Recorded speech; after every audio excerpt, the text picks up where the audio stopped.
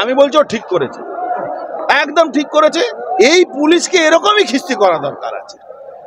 আমরা করতে পারছি না, ও করে দেখিয়েছে। ও তো মমতা ব্যানার্জিকে মদ খেয়ে খিস্তি করে, সে তো আমি জানি তো মমতা ব্যানার্জিকে মদ খেয়ে খিস্তি করে। হ্যাঁ, আরে আপনি খেয়াল করছেন না ববি হাকিম কি বলেছে, ব্ল্যাকমেলিং করে মদ খেয়ে, ওটা তো মমতা ব্যানার্জিকেই খিস্তি করে না। আবার ও সমর্থকরা বলছে যে এআই ভয়েস করা হয়েছে। আরে ভাই তাহলে কোর্টে চ্যালেঞ্জ করে দিই, এআই ভয়েস করা হয়েছে।